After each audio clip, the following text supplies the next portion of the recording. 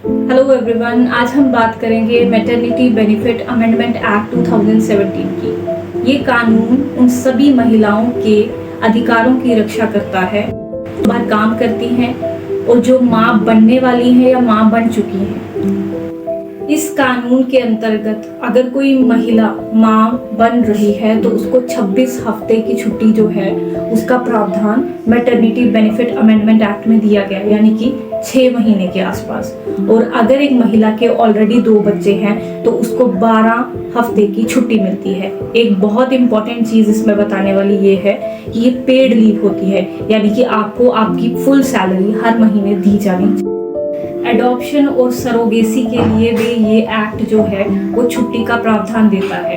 अगर कोई महिला सरोगेसी के थ्रू मदर बन रही है या फिर कोई छोटा बच्चा गोद ले रही है तो उसको भी 12 हफ्ते की paid leave as per maternity benefit act दी जानी चाहिए। एक बात बताना और बहुत ज़रूरी है, बहुत सारी महिलाएं जो बाहर वर्क करती हैं उनको ये लगता है कि हम तो कॉन्ट्रैक्चुअल वर्कर हैं या हम तो डेली वेजर्स हैं, तो क्या हमारे केस में भी मैटरनिटी बेनिफिट एक्ट जो है वो लागू होता है? तो मैं ये बता दूं, एवरी फीमेल वर्कर जो बाहर काम कर रही है, चाहे वो कॉन्ट्रैक्चुअल है, डेली वेजर है, रेगुलर एम्प्लॉय है, किसी भी वर्क प्लेस में काम कर रही है, या वहां पे वो मैटरनिटी बेनिफिट अमेंडमेंट एक्ट जो है वो लागू होता है।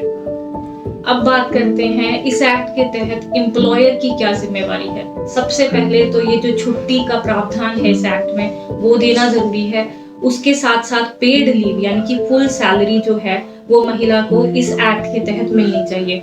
और तीसरी जो सबसे इम्पोर्टेंट चीज है, अगर एम्प्लॉयर ऐसा नहीं करता है तो इस एक्ट के तहत सजा का प्रावधान और हैवी फाइन भी इम्पोज किया जा सकता है।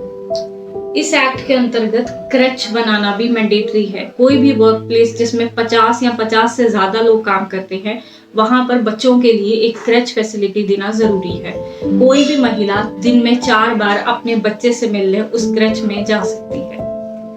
बहुत सी महिलाएं ऐसी हैं जो कि इस कानून के बारे में नहीं जानती हैं, तो अगर आप उन महिलाओं में से हैं या आपके आसपास कोई ऐसी महिलाएं हैं तो उनको अवेयर जरूर करें। और अगर आपका एम्प्लॉयर आपको छुट्टी नहीं दे रहा है या सैलरी रोक कर रख रहा है तो ऐसे केस में कानून का सहारा जरूर लें। धन्यवाद।